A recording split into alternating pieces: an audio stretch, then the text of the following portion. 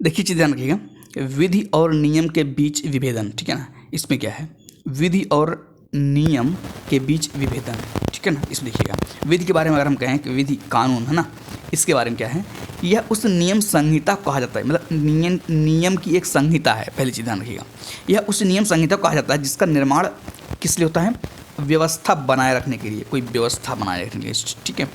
व्यवस्था के संरक्षण, कोई व्यवस्था उसका संरक्षण करेगी, व्यवस्था बनी रहे और उसका संरक्षण भी हो, दोनों चीज़। तथा आम लोगों को सुरक्षित रखने के लिए किया जाता है। क्या क्या, व्यवस्था बनाए रखने, व्यवस्था के संरक्षण तथा आम लोगों को सुरक्षित रखने के लिए किया जाता है।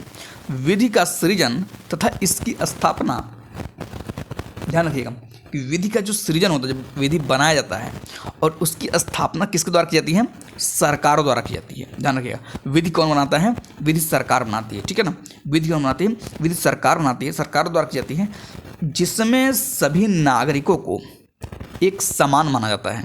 जब कोई विधि, मतलब विधि के सामने या कानून के सामने हर व्यक्ति समान होता है। ध्यान रखिए ये चीज़, कानून के सामने क्या होता है, हर व्यक्ति समान, मतलब कानून सबके लिए एक होता है। आपने सुना होगा ये सब बातें। उसके बाद एक पॉइंट है कि अब उसको कहते हैं नियम। नियम क्या कि ये है आचरण के लिए निर्दिष्ट होता है। पहली चीज आचरण, मतलब आचरण कैसा होगा उसके लिए निर्देश होता है। उसके बाद क्या है कि जिसका उद्देश्य लोगों के जीवन तथा उनके कार्यों को, लोगों के जीवन तथा उनके कार्यों को स्थिर तथा आसान बनाने के लिए, मतलब काम जो है उनके स्थिर चले पहली चीज, और दूसरी चीज आसान हो। दोनों चीज ध्यान रखिएगा, है ना। क्या क्या, जीवन और कार्य, दोनों चीज।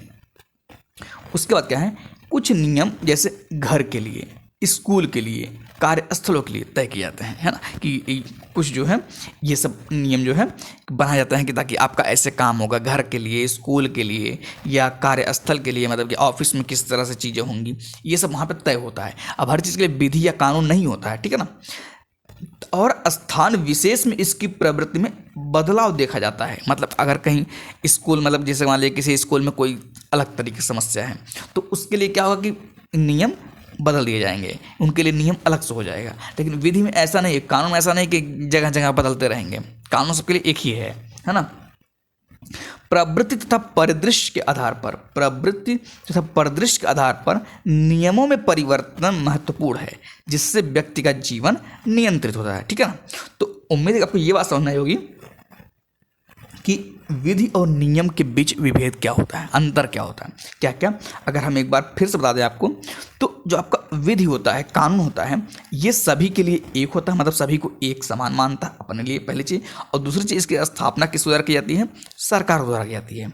2 पॉइंट ध्यान रखिएगा, सरकार अपने नागरिकों के लिए यह बनाता है, ठीक है। इसका उद्देश्य क्या होता है, इसका उद्देश्य क्या होता है, व्यवस्था को बनाए रखना पहली चीज़, और दूसरी चीज़ व्यवस्था के संरक्षण तथा आम लोगों को सुरक्षित रखने के लिए, है ना। ये चीज़ ध्यान रखिएगा। उसका नियम की जो मेन पॉइंट है, नियम के लिए क्या है कि ये पहली चीज़ तो ये क्यों होता है, ये जीवन और कार्यों को स्थिर बनाने के लिए पहली चीज़, दूसरी चीज़ आसान बनाने के लिए, दूसरी चीज़ एक स्थिर बनाने के लिए, एक आसान बनाने के लिए। ये नियम किसके लिए, ये नियम जो होते हैं ये स्कूल, घर, कार्यस्थल, मतलब ये सबके लिए अलग अलग होते हैं, लेकिन विशेष परिस्थितियों में चेंज भी हो जाते हैं, मतलब बदले परिवर्तन ही होते हैं। ऐसा नहीं कि एकदम जो मतलब कि स्थिर रहेंगे, ठीक है ना, ये चीज़ होती है। उसके बाद क्या है, ये चीज़ आपको बता ही दी हम कि इसको जो है प्रवृत्ति परिदृश्य के आधार पर नियमों में परिवर्तन ही क्या है, महत्वपूर्ण, जिसके व्यक्ति का जीवन क्या होता है, नियंत्रित होता है। तो आई होप आपको ये सारी बातें समझ में आई होंगी। बाकी आज के लिए इतना ही, मिलेंगे नेक्स्ट वीडियो में किसी नेक्स्ट पॉइंट के साथ, नेक्स्ट टॉपिक के साथ, ठीक है।